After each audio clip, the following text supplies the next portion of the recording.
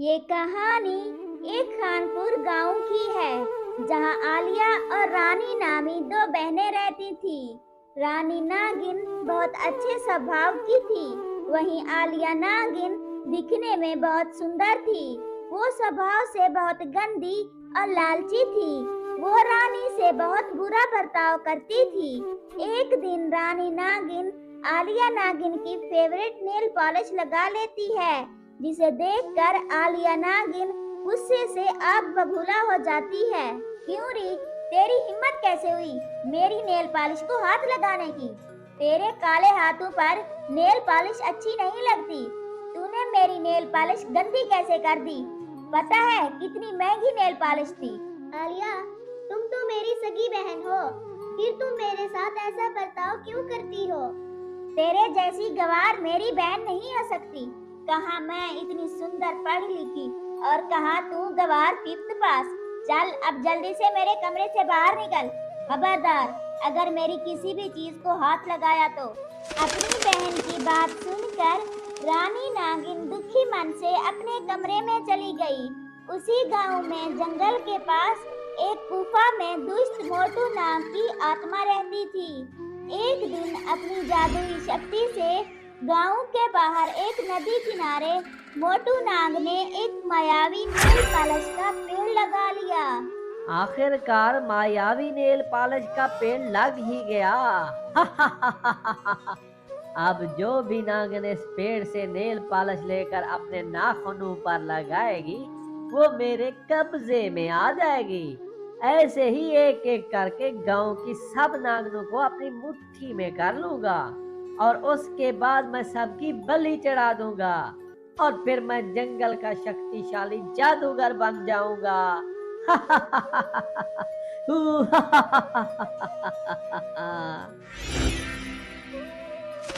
ऐसे ही एक दिन आलिया नागिन अपनी सहेली के साथ नदी किनारे घूमने गई।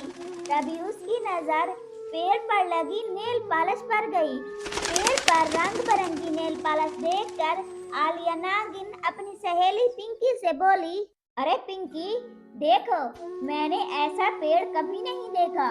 इस पेड़ पर तो ढेर सारी सुंदर सुंदर नेल पॉलिश लगी हुई है। वैसे ही मेरी फेवरेट नेल पॉलिश उस गवार रानी नागिन ने खराब कर दी।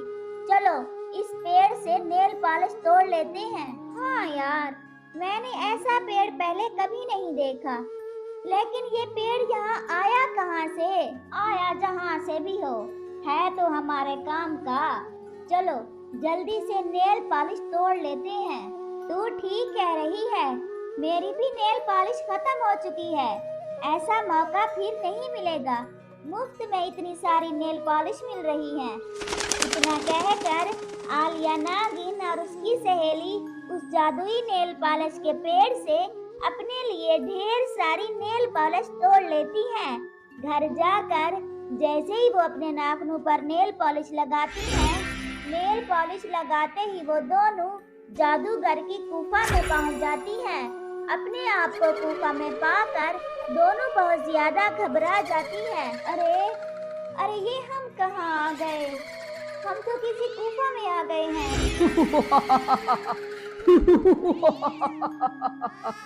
अरे वाह सुंदर नागनियो, मेरी गुफा में तुम्हारा स्वागत है। आखिरकार तुम नागनियों ने मेरे बनाए हुए मायावी पेड़ से नेल पॉलिश लगा ही ली। ऐसा कहकर मोटू नाग जोर जोर से हंसने लगता है। प्लीज हमें छोड़ दो, हमसे गलती हो गई, हमें मत मारो। अरे चुप, तुम्हारे जैसी सुंदर नागों की बलि देखकर मेरे देवता बहुत खुश हो जाएंगे और मुझे बहुत जल्द शक्तिशाली बना देंगे। मैंने जादुई नेल पॉलिश का पेड़ इसलिए तो लगाया था कि गांव की नाग ने मेरे बनाए हुए जादुई पेड़ से नेल पॉलिश लगाकर मेरे जाल में फंस जाएं। अब तुम दोनों मेरे कब्जे में हो। अब तुम्हें मेरे चुंगल से कोई नहीं बचा सकता।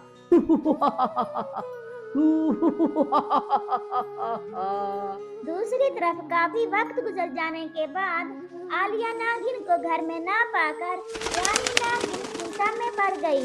रानी नागिन आलिया को ढूंढने उनकी सहेलियों के घर गई। लेकिन वहाँ जाकर उन्हें पता चला उनकी सहेलियां भी घर पर नहीं हैं। फिर रानी नागिन परेशान होकर अपनी बहन को ढूंढते ढूंढते नदी किनारे पहुंची है। तभी उनकी नजर उस पेड़ पर लगे नेल पॉलिश पर गई। रानी चौंक गई और कहने लगी, अरे ये कैसा पेड़ है, इस पर तो रंग बिरंगी नेल पॉलिश लगी है। मैंने आज तक कभी किसी पेड़ पर नेल पॉलिश नहीं देखी। कल जब मैं यहाँ आई थी तब ये पेड़ यहाँ पर नहीं था, फिर अचानक रातों रात ये पेड़ यहाँ पर कैसे आ गया? कहीं कुछ गड़बड़ तो नहीं है? वो सोच ही रही थी तभी वहाँ एक सुंदर नागिन आती है और उस पेड़ पर नेल पॉलिश निकाल कर अपने नाखूनों पर लगाने लगी और देखते ही देखते वो अचानक गायब हो गई और रानी नागिन हक्का बक्का रह गई। लगता है ये कोई मायावी पेड़ है और किसी ने इसका गलत इस्तेमाल करने के लिए यहाँ लगाया है। लगता है मेरी बहन भी इस मायावी नेल पॉलिश को लगाकर गायब हो गई है। मुझे मेरी बहन तक पहुँचने के लिए ये मायावी नेल पॉलिश लगानी होगी। रानी नागिन नेल पॉलिश लगाने वाली होती है तभी वहाँ एक परी आ जाती है और कहती है, रुक जाओ, ये तुम क्या करने जा रही हो? तुम उस दुष्ट जादूगर से कैसे अकेले लड़ पाओगी? मुझे अपनी बहन को किसी भी कीमत पर बचाना होगा, चाहे मेरी जान ही क्यों न चली जाए। साथ ही मुझे सब गांव की नागिनों की जान बचानी है। रानी, तुम बहुत अच्छी नागिन हो। तुम्हारी बहन ने हमेशा तुम्हारे साथ बुरा बर्ताव किया, लेकिन तुम अपनी बहन से बहुत प्यार करती हो, इसलिए अपनी जान की परवाह किए बिना अपनी जान खतरे में डाल रही हो। तुम्हें पता है वो एक जादुई आत्मा है, वो कितनी शक्तिशाली है। वो नागों की बलि देकर जंगल का शक्तिशाली बनना चाहता है, इसलिए मैं तुम्हें एक जादुई भस्म देती हूँ। वहाँ जाते ही उस जादूगर के ऊपर फेंक देना। रानी नागिन परी का शुक्रिया अदा करके जादुई भस्म छुपा कर रख लेती है।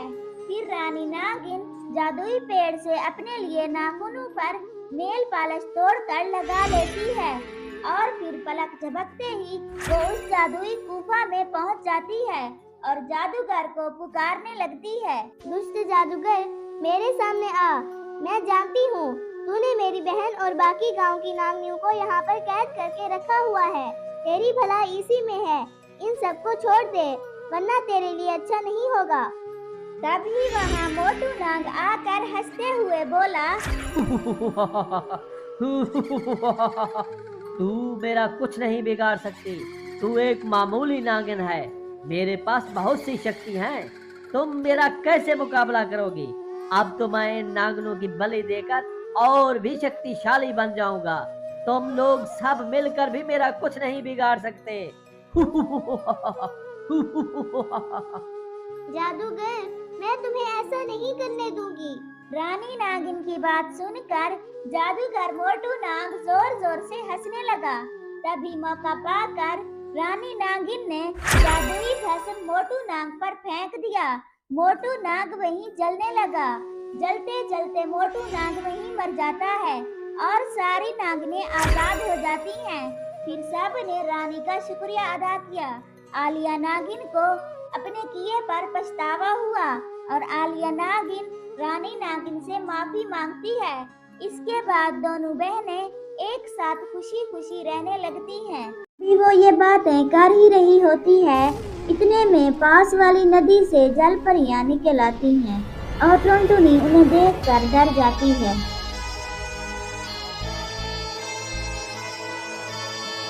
तुम्हें हमसे डरने की कोई जरूरत नहीं, हम सब भली जल परियां हैं, हम किसी को कोई नुकसान नहीं पहुंचाती। हम यहाँ से गुजर रहे थे, तभी हमने आपके रोने की आवाज़ सुनी। आप बहुत दुखी हैं। हमने आपकी सारी बातें सुन ली हैं। आप परेशान ना हो, हम खाएंगे आपकी बिरयानी और उसके बदले तुम्हें इतना देंगे, फिर कभी तुम्हें इस तरह बिरयानी नहीं बेचनी पड़ेगी। क्यों नहीं भली जल परियों, आओ मैं तुम्हें बिरयानी खिलाती हूँ। इतना कहकर टुनटुनी जल परियों को बिरयानी खाने के लिए दे देती है और वो जल परियां मजे लेकर बिरयानी खाने लगती हैं। एक दफा का जिक्र है, कि अमेज़न के जंगल में एक टोनटोनी नाम की चिड़िया अपने पति बंटी कबूतर और अपनी बेटी टोनी चिड़िया के साथ रहती थी। कुछ साल पहले बंटी की टांगें बाज के हमला करने के कारण बेकार हो गई थी और वो हर वक्त घर पड़ा रहता था और कोई काम नहीं कर सकता था। लेकिन टोनटोनी ने हालात पर काबू पाते हुए 4 माह पहले बड़ी मुश्किल से कुछ पैसे इकट्ठे करके एक ढाबा खोला। उस जंगल में आसपास के इलाकों में कोई और ढाबा न होने की वजह से जंगल के पक्षी टोनटोनी के पास खाना लेने के लिए आते थे। टोनटोनी चिड़िया बड़े अच्छे अच्छे पकवान बनाती थी जिससे उसका ढाबा पूरे जंगल के पक्षियों में फेमस हो गया था। एक दिन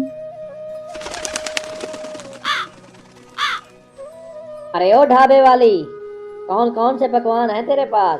मेरा नाम टुनटुनी है साहिब। आइंदा से मुझे ढाबी वाली ना कहना। और हाँ, आपको जो खाना चाहिए होगा वो आपको मिल जाएगा। बताइए आप क्या पसंद करेंगे? ठीक है, जल्दी से मेरे लिए हलवा पूड़ी बनाओ। बस 5 मिनट साहिब, मैं अभी आपको हलवा पूड़ी बना देती हूँ। टोनटोनी चिड़िया हलवा पूड़ी बनाने लगती है।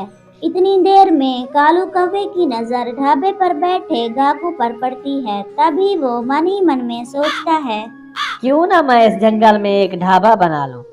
ये लीजिए साहिब आपका हलवा पूड़ी। अरे टोनटुनी, इस ढाबे से तुम कितना कमा लेती हो? अपना गुजारा अच्छा हो रहा है साहिब। जगह अपनी है या किराए की है? अपनी कहाँ साहिब, ये जगह तो मिट्ठू तोते की है और मैं उसे किराया देती हूँ। मैं क्यों ना मिट्ठू के पास जाकर ये जगह और ढाबा दोनों खरीद लूं। इस तरह अपने मुल्क और घर में तो रहूंगा और रोजी भी अच्छी बनेगी। मैं कब तक परदेश में शेखों की ड्राइवरी करता रहूंगा।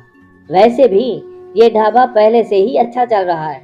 इतना कहकर कालू कौवा हलवा पूड़ी खाता है और फिर उसके बाद वो मिट्ठू के पास जाता है। मिट्ठू भाई, सुना है आप ढाबे वाली जगह और ढाबा बेचना चाह रहे हैं। मैं वो ढाबा और जगह आपसे खरीदने के लिए आया हूँ। अरे भाई, आपसे किसने कह दिया? मैंने वो जगह बेचने के लिए तो किसी से नहीं कहा। वैसे भी वहाँ एक गरीब चिड़िया ढाबे को चला रही है जिसके कारण उसका परिवार चल रहा है। मिट्टू भाई, मुझे तो उसी ढाबे वाली ने कहा है। वैसे भी कुछ दिनों तक वो ढाबा छोड़ने वाली है। वो इस जंगल के गांव से शहर के जंगल शिफ्ट हो रहे हैं। मिट्टू भाई सोचो, अगर वो चली गई तो तुम्हारा ये ढाबा बंद हो जाएगा और जिसका तुम्हें कोई फायदा नहीं होगा। सोच लो, अगर बेचना चाहो तो मैं आपको इसके अच्छे पैसे दूंगा। कालू कौवा बड़ी मक्कारी से मिट्ठू से ये सब कहता है और फिर मिट्ठू सोच में पड़ जाता है। बात तो उसकी सही है।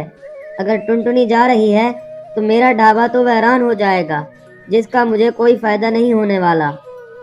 अच्छा बात सुनो कालू, अगर तुम मुझे इस जगह के 1 लाख रुपए दे दो तो फिर मैं ये जगह आपको बेच दूंगा। ठीक है, डन।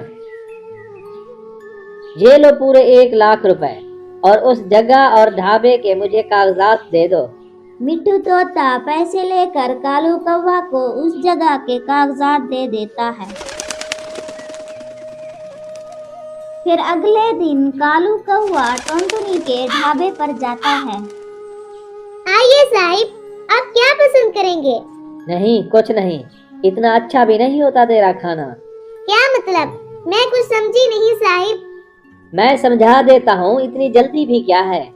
तुम अपना सामान यहाँ से उठाओ और चलती बनो, क्योंकि ये जगह और ढाबा दोनों मैंने मिट्टू से खरीद लिए हैं और ये रहे उनके कागजात।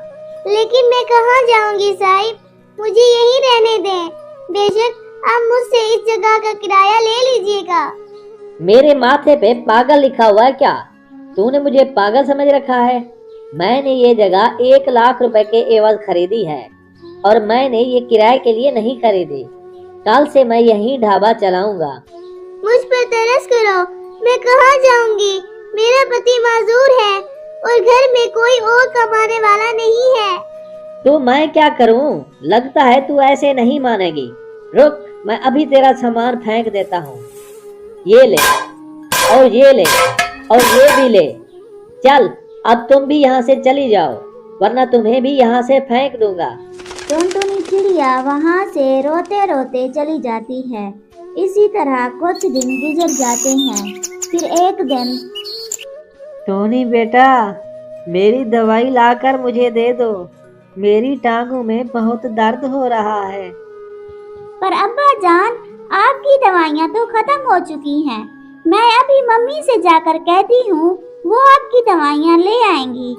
नहीं बेटा, रुको, तुम्हारी माँ पहले ही काम चले जाने की वजह से परेशान है, उसे और मजीद परेशान न करो। कोई बात नहीं, मैं ये दर्द सह लूंगा। जब बंटी ये बातें अपनी बेटी टोनी से कर रहा था, तभी टुनटुनी ये सारी बातें सुन लेती है। तभी वो कमरे में जाकर देखती है कि घर में कुछ चावल पड़े हैं। क्यों ना मैं आज ये चावल बनाकर नदी के किनारे बेचने चली जाऊं, और फिर जो आमदनी होगी उससे कल के लिए और चावल खरीद लूंगी, और मुनाफे की रकम से बंटी के लिए दवाई ले आऊंगी। ऐसा कहकर टुनटुनी चिड़िया चावल बनाने लगती है, और चावल बनाकर वो उन्हें बेचने चिड़िस्तान चली जाती है। और वहाँ जाकर वो कहती है, चावल बिरयानी ले लो, चावल बिरयानी, अच्छी अच्छी चावल बिरयानी, खुशबूदार और जायकेदार बिरयानी। काफी देर रुकने के बाद उससे कोई भी बिरयानी नहीं खरीदता, और फिर वो मायूस होकर नदी किनारे जाने लगती है। चावल बिरयानी ले लो, चावल बिरयानी, अच्छी अच्छी चावल बिरयानी, खुशबूदार और जायकेदार बिरयानी। ऐसा कहकर वो आवाज देने लगती है, और उस नई जगह पर किसी को क्या पता कि ये चावल बिरयानी कोई आम बिरयानी नहीं, बल्कि ये एक तजर्बाकार टुनटुनी के हाथों की बिरयानी है। और उधर कालू कौवा अपने ढाबे पर बैठा हुआ होता है, और वहाँ पर एक सरफिरा पक्षी आता है। अरे ओ कव्वे, क्या बनाया है? कौवा किसको कहा रे? मेरा नाम तो हाथी कालू है। जो भी हो, तुम हो तो कव्वे ना। तूने मुझे फिर से कौवा कहा? तू मुझे जानता नहीं। रुक, मैं तेरी अभी खबर लेता हूँ। इतना कहकर वो आपस में लड़ने लगते हैं। वो एक दूसरे की खूब पिटाई करते हैं। इतने में वहाँ पुलिस आ जाती है और उन दोनों को बंदी बनाकर ले जाती है।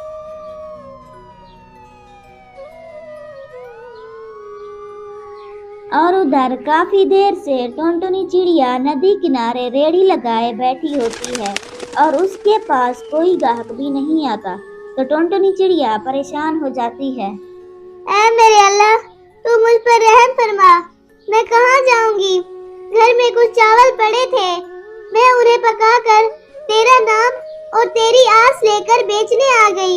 अगर आज बिक्री ना हुई तो कल मैं क्या करूंगी? अभी वो ये बातें कर ही रही होती है, इतने में पास वाली नदी से जल परियां निकल आती हैं, और टुनटुनी उन्हें देखकर डर जाती है।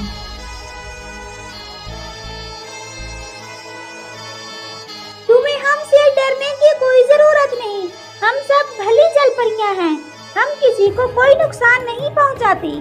हम यहाँ से गुजर रहे थे, तभी हमने आपके रोने की आवाज सुनी। आप बहुत दुखी हैं। हमने आपकी सारी बातें सुन ली हैं। आप परेशान ना हो, हम खाएंगे आपकी बिरयानी, और उसके बदले तुम्हें इतना देंगे, फिर कभी तुम्हें इस तरह बिरयानी नहीं बेचनी पड़ेगी।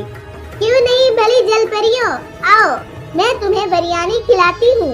इतना कहकर टुनटुनी जल परियों को बिरयानी खाने के लिए दे देती है, और वो जल परियां मजे लेकर बिरयानी खाने लगती हैं।